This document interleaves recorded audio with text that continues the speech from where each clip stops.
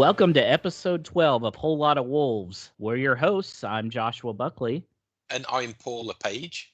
And returning once again is our friend from Tennessee Wolves, Justin Buznado. Justin, how's it going? Doing, guys. How are you doing? Hope you had a great Thanksgiving. We could talk about the result to start off, but I think we probably have to start off with the big news, and that's Raùl Jimenez's injury. All reports today were he fractured his skull. We don't know how bad. We do know he's conscious and getting treatment, but what was going through you guys' mind early in the game when Raùl went down? It was just scary. The force of that impact. It was just scary. What happened to both guys? You saw the blood and all that kind of stuff, and both guys being treated for so long, and the stretcher comes out and they start strapping him. I mean, they go to every precaution on that type of stuff, but it's any sport, to be honest with you, but especially here, just that was, I'll call it like an American football hit in a football match. It was just a quick blow. It was tough to watch. Yeah, I don't know. There's a lot of comments about how the guys go on after that, and it really was a interesting few minutes after they started play back up and just feeling it out, because I think everybody was just taken back a little bit. I don't know. You just knew straight away that it was serious, and everything seemed to happen very quickly, and the cameras kept their distance. There wasn't any zooming in, or there wasn't any replays of the incident. So when that happens, you really do feel that it's bad, and then as that time extends, it gets even worse, and then you're just thinking of that guy's poor family at home or watching overseas. What must be going through their mind? It's a bad accident, of a very serious one as well. So regardless of what context it was in, be it a game of football or in the workplace or wherever, it was serious. And obviously we just hope that everything goes in his favor in terms of recovery, and that the treatment was prompt, and everything goes as well as it can do moving forward for him. Yeah, and you do have to be concerned that could be a career-ending injury. Like I said, we don't know how bad that skull was fractured or really where. We have an idea based on the pictures on where he was hit, but we don't know how big of a fracture it is, what kind of damage it did to the actual brain. Hopefully this is not a career ender. I do think, and I said this on Twitter, Wolves need to come out right now and say Raul's done for the year, okay, done for the season, just so there's no pressure from anywhere on the outside for Raul to think he has to work his way back quickly. Just, nope, you're taking the rest of the season off. Now you got a good 7 months until the summer. Mexico's going to want him back, obviously, if possible. So I think that would be the best route right now, just not to make him feel any pressure, because if time goes on, people are going to be like, oh, is Raul coming back? Is he coming back? Just, no, he's not coming back this season, and just let's hope he's able to recover and come back and play next year. It's not sad, but it's down to our natural tendencies as fans that immediately we're thinking, is he going to be out? When's he coming back? But then if you work with a guy at work who got a fractured skull on the shop floor, you don't come in the next day and say, when's he coming back? You know, it's exactly what Josh says. It's take your time, recuperate, get well before anything else, and be comfortable. We've got to do all of that for him, because he's a young guy, young family. He needs all of our support as fans, our positivity, and whatever decision is made regard to his short-term and long-term future, then we've got his back and we've got the club's back regardless. Yeah, it was nice to actually, I'm sure there's a lot of both ways, but I saw that on Twitter and other social media stuff, that just the same comments, right? Let's stop the when will he conversation now. Like, it's irrelevant. There are bigger things. And if he's capable, his health is there, he'll come back. I'm sure he's going to want to continue playing if that's something he can do. So we'll get there when we get there thing. So, yeah, it was nice to see those comments. I'm sure there's the inverse of that, but still, it was nice to see. And to your point, it's just best wishes to him and his family that his health is primary, and then they can figure out the other stuff after. And then when we do put our fan hats back on, it's the time of year that would allow the club to make that type of decision as well, that we're a month away from the transfer window opening again.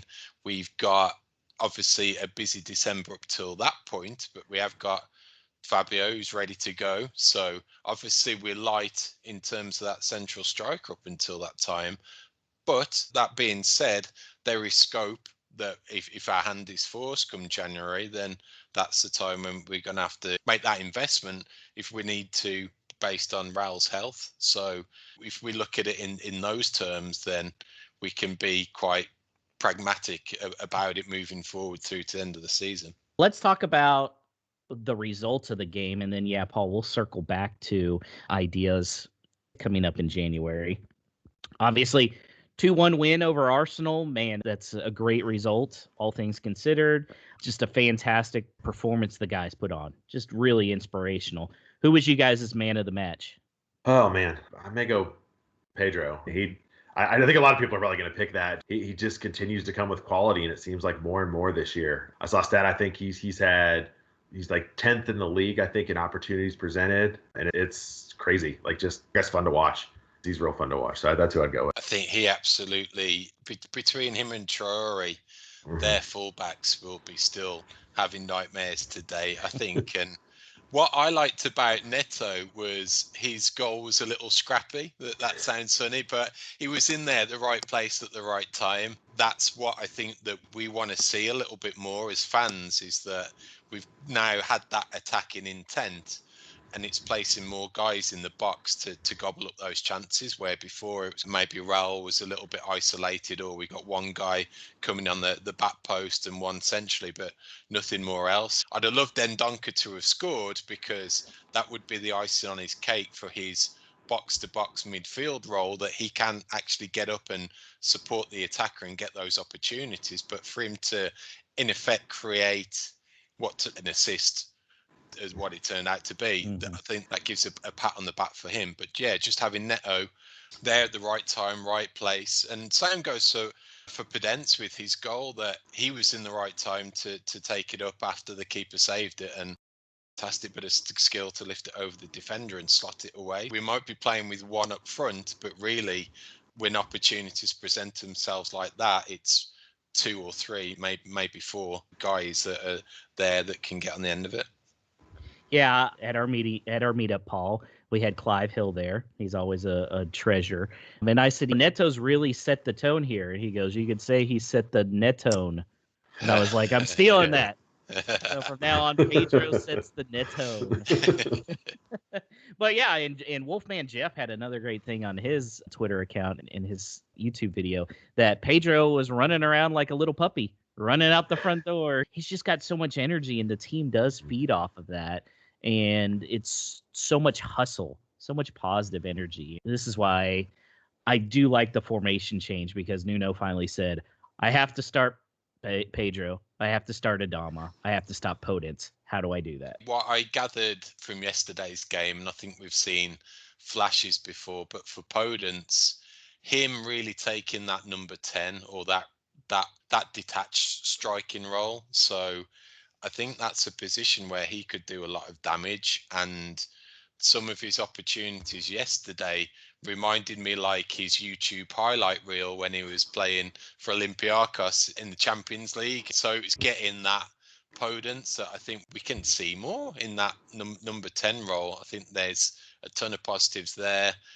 To that point about Neto and his energy, I think he's fantastic. And then what he also brings is some versatility, because he's coming in from the left. He can go down that left-hand side, but he can also cut in. And I think he can also craft a number 9 role, maybe more of a false 9. But I wouldn't be surprised, especially given Raùl's injury, if we see Neto start in that advanced position as well, if Nuno's going to switch it up with Fabio a little bit. So yeah, I think there's a ton of positives attacking wise for sure. It really was. I think Podence, to your point, he seems to get more confidence. I think after each game, you see it growing. I don't know, maybe that's just me, but I feel like that's building. And then jumping, we talked about Adama a little bit. His services were just the one he got on that second goal, where he fell down, he put it forward. I was cheering as that happened before the goal even happened, just the way he got it and it was great. Yeah. We talked about a couple weeks ago when I was on too, him getting his confidence back, and I think stuff like that is really just going to get momentum for him, especially now, obviously, with Raùl and how Nuno's going to shape the club and that formations and stuff. But it was nice to see him have some real positive pieces out of the match a couple times to contribute to the win. He's been brilliant the last 2 games. His last 2 starts, he looks like he hasn't missed a beat. And like you said, man, that that pass, yeah, for the second goal. He shook 2 defenders too before he did it, and still got a perfect through pass falling down. I thought he was going to go on one of his historic runs where he just weaves through everybody, then he slipped and still somehow got that ball out. And, the 3 of them together, Neto, Podence, and Adama, they're so unique, and it's just tough for defenders to play against. You got the giant bull on the outside. You got Podence, who's like a little gnat, and then Pedro, who will go Wolfman Jeff. This shout out to you, the little puppy dog. It's so weird for defenders to play that, and especially if you're going to have them kind of switching sides at times, defenders are just going to get lost. That's the hope. Yeah, that is the hope. And I think yesterday as well, it's a huge testament to Nuno setting up the team that it still had that defensive solidity about it, and crucial to that was having Cody back. And I know it's only one game against an Arsenal team that certainly doesn't have the panache of previous years, but for him to come in and slot seamlessly into a flat back 4 and not look out of place, I thought he played well, made one fantastic clearance. I thought that brought the best out of Bolly as well, that you've got the real communicator back in the defence, the organiser. Again, back to Adama, I think that's more positives that he linked up well with Semedo, and that bodes well as well, that you start worrying about Adama and sticking 2 guys on him, up pops Semedo and on the right hand side and hitting the byline, and suddenly you've got the overload there. So defensively was good.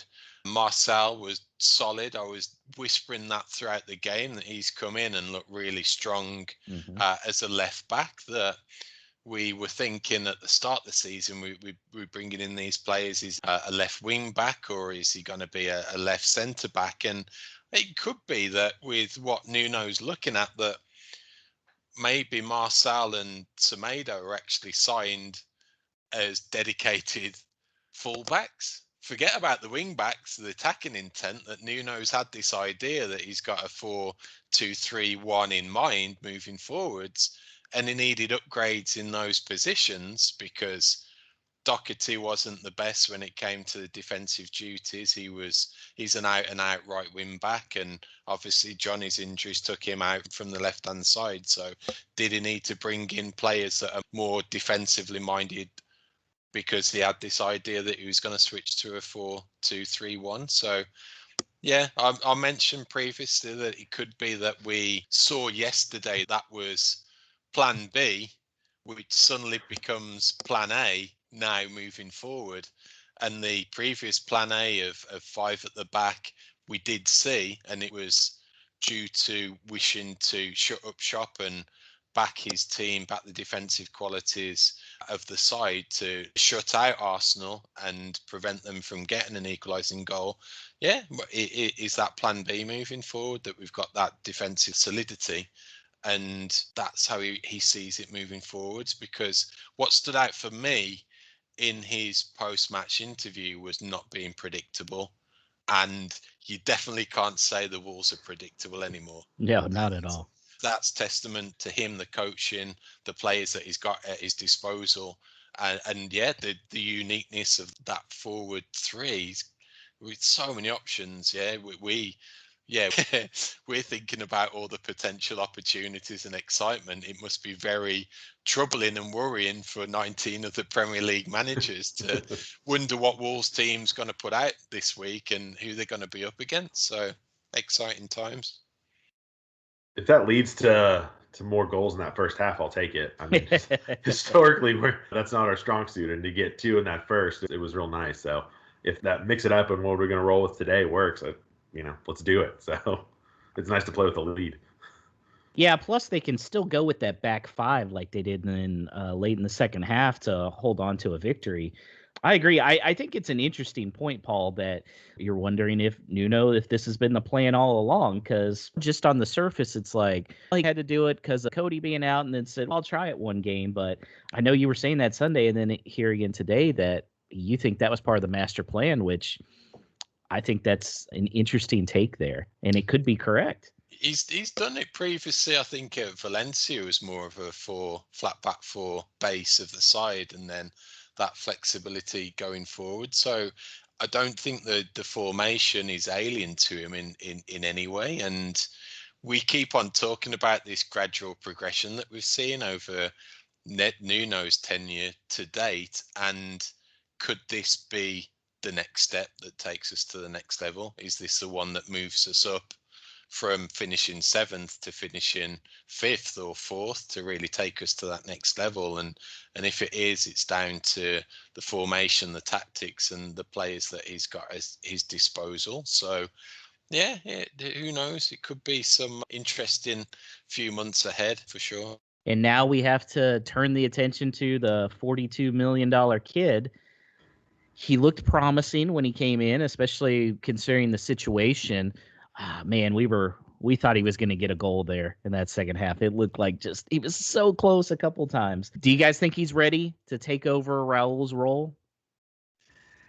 It's going to be tough from a leadership perspective, and I think that's why having a couple other guys on the team that have been around for a few years, and because you know Raul leads out there, he's going to have to grow into that, and he's not there yet. But I think we're seeing in the minutes that he's getting or has gotten so far that the skills there's a reason they went after him. And Nuno, I think, if nothing else, he likes to give players the opportunity to become a part of the system and to really learn. He holds off on putting guys in immediately in some circumstances and really pushes harder for them to grow within the team and in the club. And I think that's happening here. And I think this is just going to accelerate that, hopefully for the better. But the minutes he's probably going to start getting here soon are really going to drive that. So it shows what you got. I'm excited about it. I don't like the circumstance that it's happening by any means. I'm excited to get him out there and let him start going. Likewise, I think there was a ton of positives yesterday, and it actually makes me excited for Sunday's game that potentially he gets a crack at the champions at famous stadium of Anfield. And yeah, given the circumstances are terrible, at least the team can be buoyed that they came away with a victory, and they can go into the next game, regardless of who the opponents are, that he's got nothing to fear now. He's absolutely got nothing to fear. He can go out and he can play his natural game and he can enjoy it. And I'm excited. I could see him scoring at Anfield. I really can. Yeah. And it would be like a coming out party. And suddenly we've got this kid on our hands who's the real deal. And we see it at the home of the champions, hopefully, that in an ideal world. But to that fact, we got to rein it in a little that he's 18 still, relatively inexperienced, that given his age and his development, his minutes will have to be closely monitored as well, because if we're putting all of this on his shoulders, then there's a lot of games coming up in a compacted period of time, and we've got to be mindful of that as well. So yeah, there's positives, but we can't get super excited, but at the same time I'm excited to see what he's got. And now who's going to be his backup? I know January's coming up soon, so we can look at it then. But until then, I saw somebody that was like, pull Catrone back from loan. Yeah, over Nuno's dead body. What do we do? That's, I think, a particular role that forward has got in a Nuno's Wolves team that is specific and particular, and that probably Fabio was scouted with those qualities in mind. So you'd think there may be contingency for having something like this happen, that we're a few weeks away from the transfer window opening, that hopefully there's some plans in place that someone can come in. But it's a tricky time because it's hard to hit the ground running in January.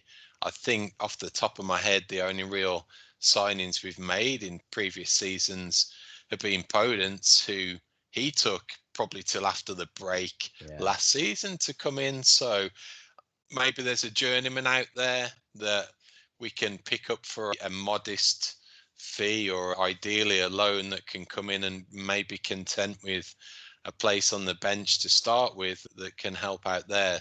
I've got no idea who that would be at this point, but obviously there'll be a definite need. I don't think there's an out-and-out centre forward really in the role that we have in the first team in the under 23s even. So it's not as if they can stick another kid on the bench and hope for the best. Yeah, I think they'll be busy in the scouting department putting some targets together. I agree with you that I feel like the January target needs to be a loan, preferably a short-term loan, with maybe an option to buy depending on who it is, because nobody's going to want to come in January and just have Raul come back next season. Okay, then you're looking at they're going to be third on the depth chart. You're not going to get anybody good there. But if you get an older journey, you're saying, and say, hey, come in 6 months, then we'll evaluate, see where Raul's at, if he's going to be able to come back, and then work from there. But at the very least, that guy would get some opportunities. I think it was mooted today. Someone mentioned it on Twitter. I think I saw it.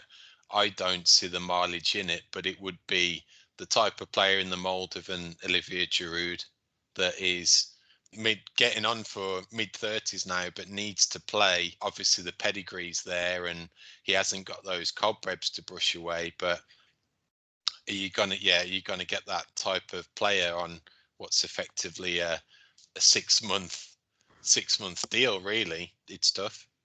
And you could look at somebody in the championship that's at the bottom of the table. Maybe they're just looking to shed some salary here the last 6 months of the year. Okay, we'll take him out on loan. It's a good point. Now let's hear from Ryan Gray in this week's Coach's Corner, where he talks about how the new shape could help Wolves in the future.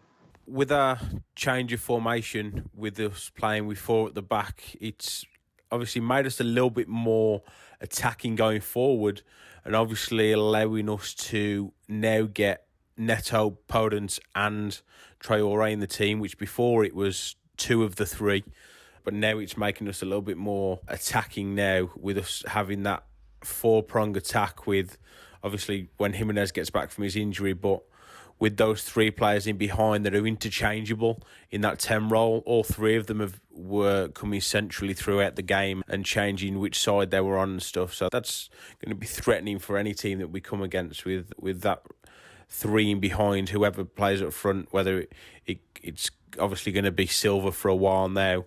But I think with us playing with a 4 at the back now, it's leaving obviously Cody and Bolly, those 2 central players, and it's still allowing Semedo and Martial at this point was playing left back, but it might be Aït-Nouri when he comes in. But they are still allowed to bomb forward.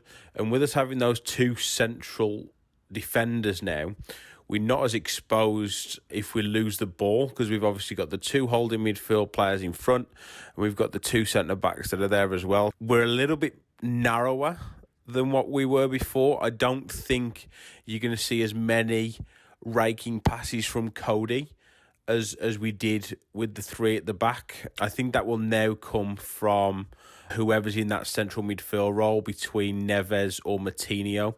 Dendonker's not necessarily want to spray the passes around, but I actually think that those long raking passes out wide now will come from Neves instead. You'll still see it from Cody, but just not as much. But the tactical switch, the tactical change is obviously making us a little bit more attacking, and it's obviously getting that 3 attacking players in behind with Traoré, Neto and Podence. I think that's going to be very interesting going forward. And I actually think with the change of formation, with Jimenez being out for the foreseeable future with this injury, I don't think we're going to struggle as much as we would if we were playing 3 at the back for goals.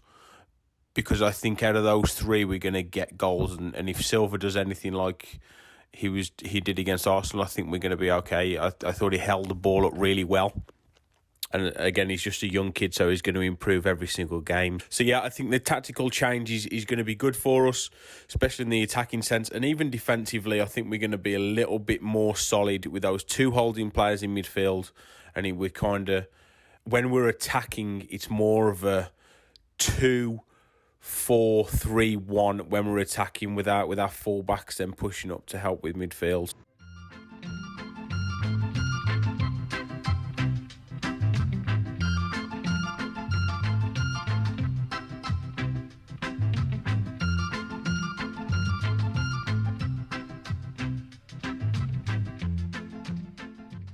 So, Josh, did you like your Thanksgiving pies last week? NBC rocks, man. My Premier League morning, just a great surprise, getting a nice Thanksgiving pumpkin pie from them. And then 2 meat pies, which I actually had tonight. My wife and I each had half of one for dinner. So they had the meat and potato and then the steak and ale. So I had half of each one, and just tremendous and loved it. Thank you, My Premier League morning. We enjoy watching the broadcast, and it was nice to see a lot of fans on Twitter that enjoyed it. How about you? I did. I really enjoyed going back to the good old days of eating a traditional football pie just out of my hands, getting crumbs everywhere, and that's the way it's supposed to be eaten. But I think I might have heard a little bit of controversy at the Houston Wolves meetup yesterday about the quality of the pumpkin pie, which, Josh, I'm back in your history and heritage as the American in the room, and I'm with you. I think the pie was on point.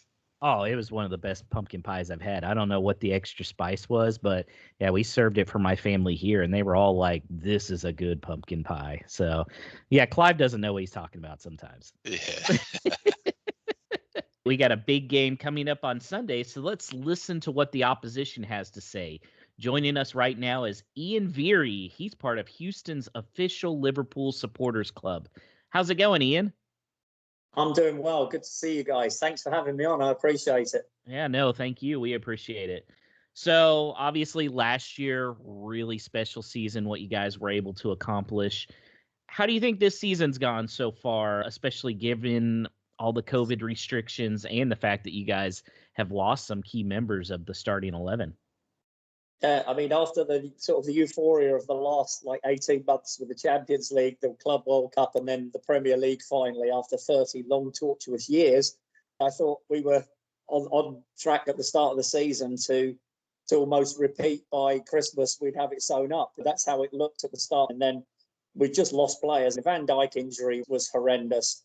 The one that's actually a little bit more worrying for me is Alcantara, because it didn't look that much of a challenge. But he is still on the sideline, and Klopp's saying, "Oh yes, it's a worse injury," when Richarlison took him out. So I think if he was back, I'd be more confident about the next few games, to be honest, because our back four, the exception of Robbo, is he's just pulling almost like anybody in he can to try and get a back four, because Martip can't stay upright, unfortunately. So we're definitely struggling a little bit there. And with Milner going down this last weekend with a hamstring as well, I think that's a huge loss. We often ask the opposition fan, Ian, about danger men at this point, but there's already one that we're acutely familiar with. To some Wolves fans, it's a little like asking a mutual friend how an ex is doing after you've stalked them on Instagram, globe-trotting across Europe with a rich, attractive new partner. So I'll go ahead and ask, what have you made of Diogo Jota so far? Oh my goodness, what a signing. It's really interesting, because there was the Werner thing all summer, and the Klopp loved him and he wanted to come to Liverpool. I want to come and play for Klopp and all that. And then it was 45 million. And it was really interesting, because no, we're not going to buy Werner. And then 2 weeks later, but we spent 41 on Diogo. But what a signing he has been. He has just slotted in. And having watched Werner play more in the Premier League now, and of course watching Diogo last year with Wolves, and then already what he's doing for Liverpool, much better fit in the way Liverpool play, I think. And he's just doing so well, and he's fitted into the system so well, and he's already making those little runs and little feints that you would think he'd been there for seasons. So that's really good to see. Definitely glad he's going to be in red this weekend, that's for sure. So you guys have another European game sandwiched right here in the middle of the week. How do you think with that, how you're going to line up and what other danger men to worry about besides Jota? The interesting thing is, after we wimped out against Atalanta last week, the Ajax game on Tuesday now is almost a must-win for us, because that group has got quite tight. We'd have already qualified. If it had been Atalanta last week, I think this week would have been almost a dead rubber.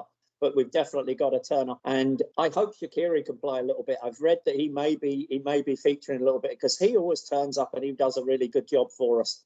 But we've got Firmino, Mane and Salah still fit, thank goodness. But the midfield is looking a bit patchy, and the back for sure is definitely a concern, I think, because Ajax, I think, are a very good team, and they just come at you and won't let you rest.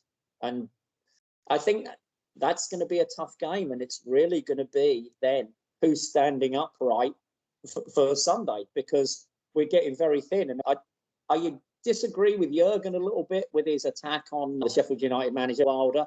But the rest of the things he said in that post-match, I completely agree with. It's that we had a very short pre-season because of COVID, and then we're playing games every 3 days to get everything in before the Euros, because the Euros are kicking off in June next year as well. So the whole season, and of course, we're just throwing the FA Cup in. We got drew against Aston Villa, so we've got all that to contend with as well. It's just insane, and I think the 5 subs, even the Championship, are doing that. The Championship and all the other divisions are still 5 subs, but the Premier League won't bring it in. And I think it's definitely hampering Liverpool for sure.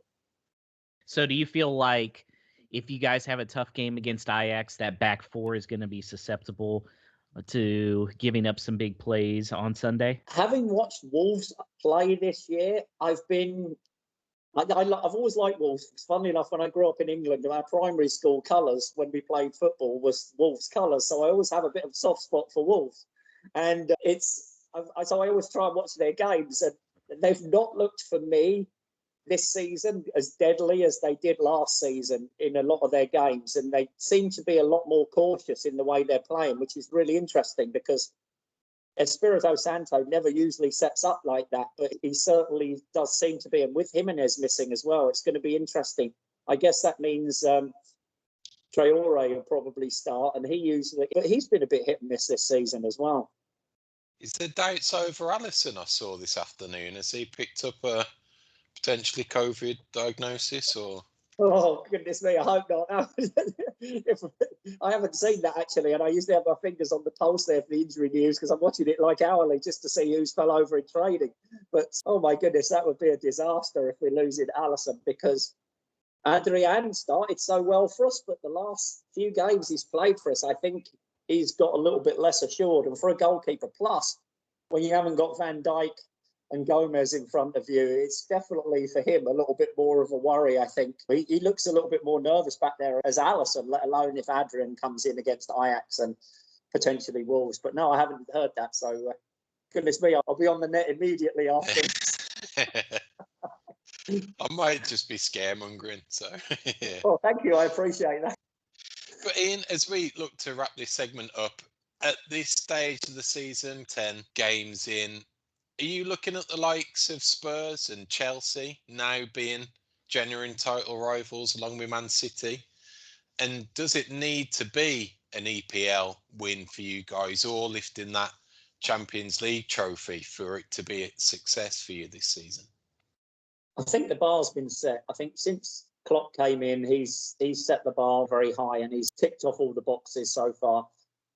It's an interesting year. I think Spurs right now are playing well under Jose. He's got them playing well. They defend well. The Jose teams always do, but they're hitting teams on the counter-attack, which is very un-Jose-like, which is good to see. But Son, for me, is a Liverpool player in a Spurs shirt. I mean, he should absolutely be in red. He's that kind of player. But Chelsea also put a lot of players together at the beginning of the season, and it started off a little bit soupy. We took them apart pretty easily in the game we played against them early in the season, but they're a different proposition now and they're settling in, and I think Frank's starting to understand pretty much what his good starting lineup is. But they're in Europe as well. They've got games midweek.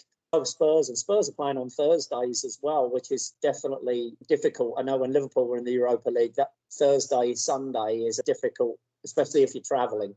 And Man City are an interesting team for me as well, because they're really up and down. They can look like Man City one season and look like Exeter City the next week. It's just incredible the way they're playing at the moment. And they won against Burnley 5-0, but they did look good in that game. So it's going to be an interesting season. It's really compressed at the top right now as well. There's 3 points separate the top 5, I think it is, after today's games, where Leicester lost at home to Fulham, which was a surprise. And West Ham beating Aston Villa and jumping up there as well. So I've looked across all the European leagues. I think that COVID has definitely influenced it, and no fans in the stadium has made a massive difference, I think, to the way teams play and the results. Who would have seen Liverpool getting thrashed by Aston Villa 7-2?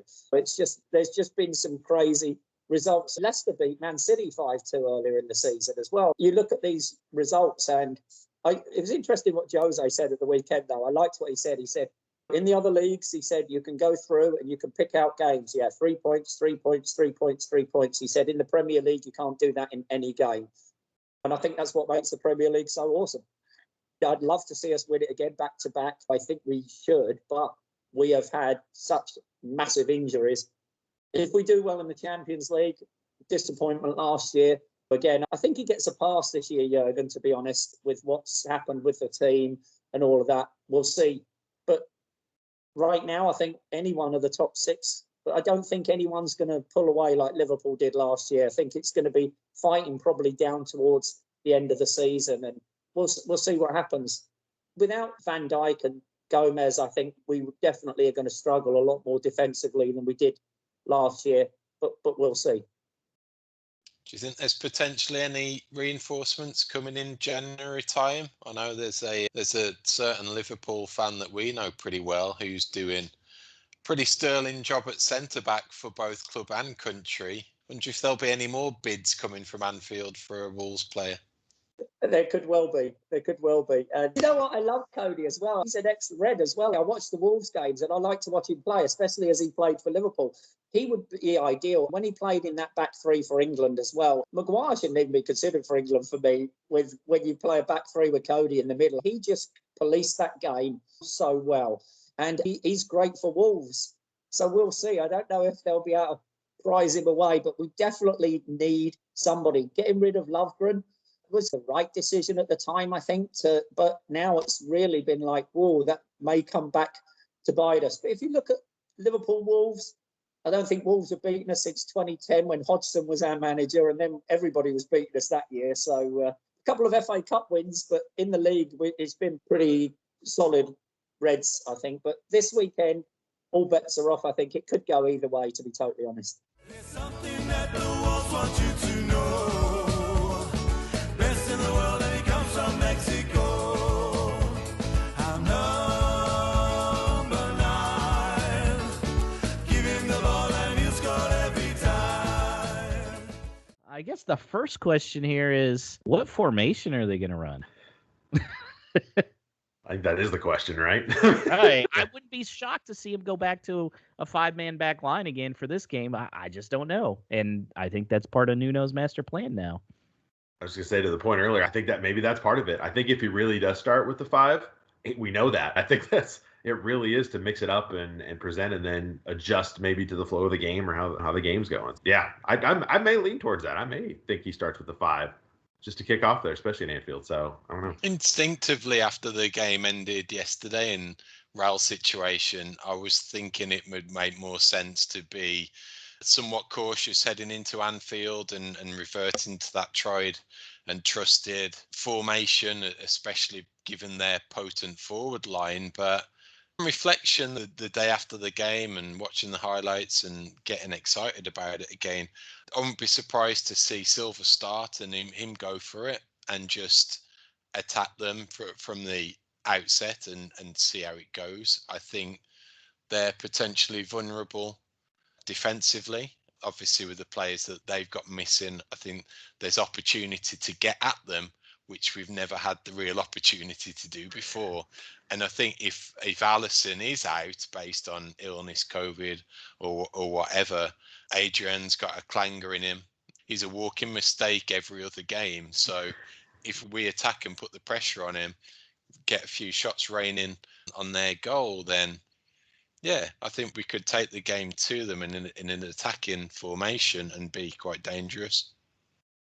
Yeah, I think as another for sure starter just because he seems to give Liverpool nightmares. I still wouldn't be shocked to see a 3-4-3, but yeah, it could be, hey, let's go with the 4-2-3-1 in the first half, see where we're at, and then adjust from there. I don't think there's a wrong answer against a team like Liverpool where what do you have to lose? Do you think maybe he comes out more aggressive just to ride that momentum from this past? And I want to say momentum tentatively, momentum on the win. I don't know. I guess there's two ways to look at it. He can try and ride that momentum, or if they feel like Liverpool's fitness is going to be a little rough in the second half, then maybe play a little more conservative and then go for the attack in the second half when they're worn down from all these Champions League games. That's why I said I wouldn't be surprised if any of them. Yeah, It's it's a genius. good point though. If he goes that route, I could see him holding off on Traore till second half, something like that, to let him really burn some people. Yeah. And then create some opportunities too. So it Grease goes him up either and way. fire him out of the cannon. And Exactly, yeah.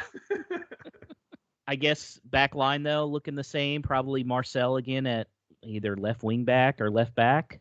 I think so. Regardless of the current quality of the opponents, he's certainly shone enough for me a tricky place to go to at the Emirates. And I think he's a good fit at the moment to give that flexibility. If it is a 5-3-2 or a flat back four, that he can be in either and play well accordingly. So I think he gets the start. The interesting one for me would be how Moutinho had such a good game against Arsenal, whether that dynamic shifts and does he need a rest and Neves come in. And it's asking a lot. We talk about those two guys, but it's asking a lot of Dendoncker week in, week out, that he's the legs in the midfield that's getting up and down the pitch. He's putting the miles in. Will he need a break, especially with a busy festive period coming up, that there's some rotation there as well. And that may go somewhat into shape and formations again, that you could go back. We dismissed it earlier on in the season that we might not see Moutinho and Neves start again as a two, but maybe we do again, that Neves takes a more reserved role at an opponent like Liverpool, and Moutinho has a little bit more license further up the field. I don't think he'll put the long busting runs in to get on the end of crosses like Dendoncker might, but if it's a game where we have to be a little bit more defensive, those two guys can do it, and we can still have that flat back four and those two, and then the attacking intent in front of them. So options, man, it's brilliant. Who'd have thought? It was a nice problem to have. All right, so predictions. I want to hear final score, and I want to hear if Diogo scores. Man, I know I have 2-1 stuck in my head. I just don't know which way it's going to go. I'll be good. I'll say us. I say we get a win there. We come off high. But yeah, Jota gets the one. Probably something early, and they take the lead, and we battle back on it for maybe the next 70, something like that, and we end up getting a win out of there. That's what I'll say. I'm weirdly confident, which makes no sense. And having weird confidence and such an appalling record at predictions means that I'm forcing myself not to predict a win, but I'm going for a 2-2 tie, in that Jota will score, but we've got some attacking intent and we've got some momentum. And by all means, I'd give me a tie now, give me a point at Anfield this stage in the season. I'm taking it, so I'm going to. I was thinking 2-1 as well, except I was thinking Liverpool until we had our guest on, Mr. Ian Veery, and that kind of made me switch my mind. He's very concerned about the back line. He said that for the Champions League, they're going to have to go full out against Ajax to win that group. So now I'm going to switch it. I'm going to say 2-1 Wolves. Yeah, I think I'm going to say Jota ties it up in like the 70th minute, and then Wolves finally get a little bit of magic at the end and a stoppage time goal from, you know what? Let's do it. Fabio. No Let pressure, the kid. begin. Yeah, no pressure. I'd like to throw out an over-under on VAR decisions between Liverpool this year, us last year. There's going to be a VAR situation in this match. I feel like. What do you think? How many times VAR consulted? I'd say over under 1.5. I'd take the over on that. I'd say at least 2. Yeah.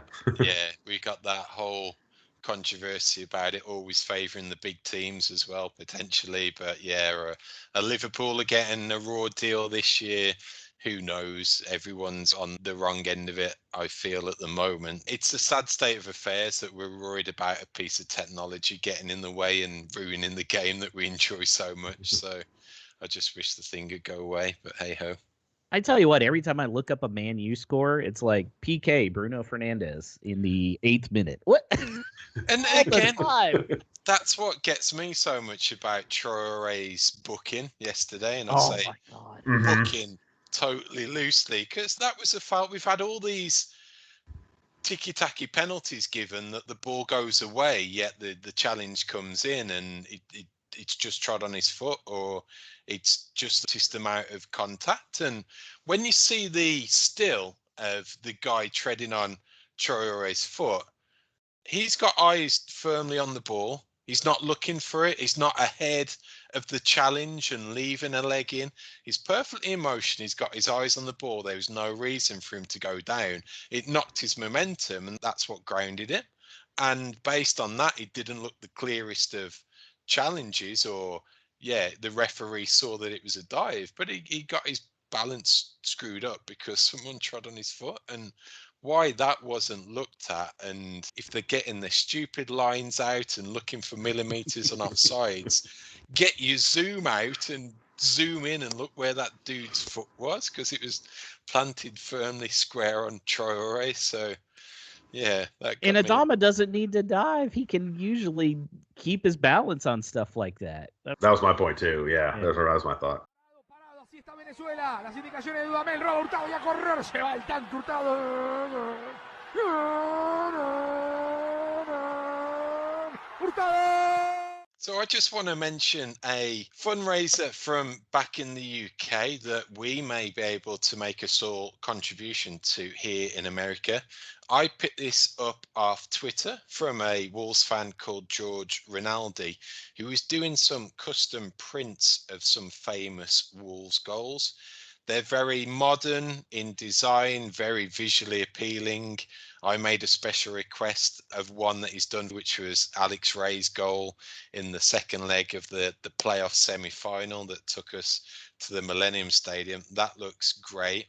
And the reason he's doing it is that proceeds are going to go to the fund set up for a prominent Wolves fan called Claire Elliott, and she's needing these funds to help with a private treatment to try and overcome a terminal cancer diagnosis. So it's generated a lot of exposure back in the West Midlands due to the particular obstacles that Claire's facing. So this is one way that we can help. I will share it out through our Whole Lot of Wolves social media channels. It's already on our Twitter as a pinned tweet.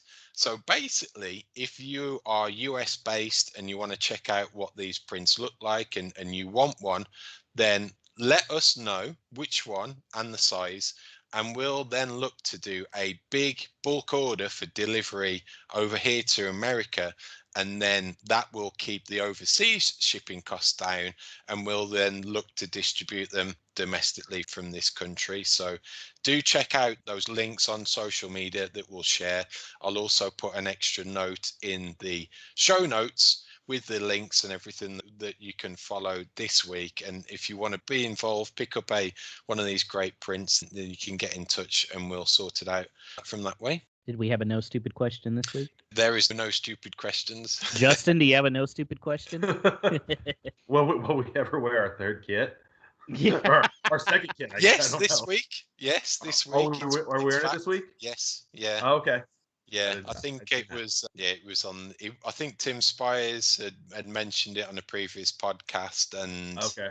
you'll start to see it now that they've got this match week over with.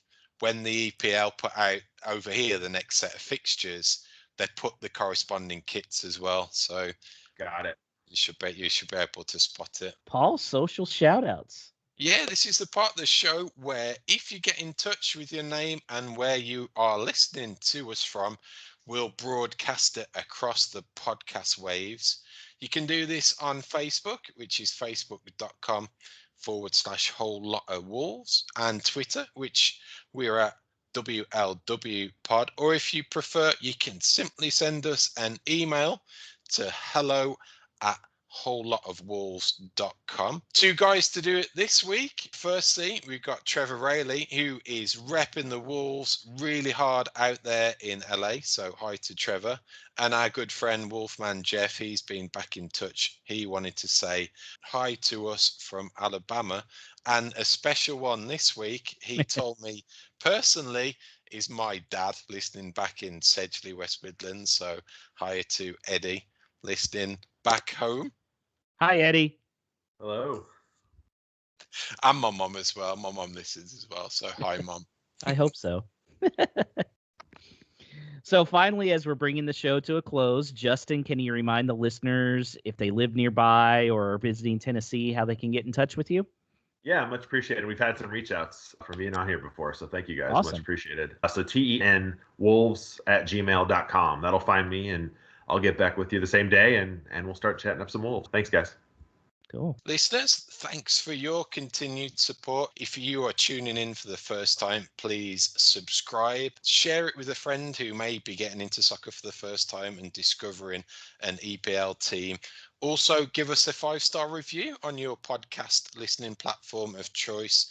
This helps us massively to push a whole lot of Wolves out there and to be the #1 exclusive fans podcast in America. So we'll be back next week to talk everything from Anfield and preview the first local derby of the season that's now on the horizon. So look after each other out there. Up the Wolves, and to extend good wishes to Raùl, we'll close out the show with his song from the Wolfpack Howlers.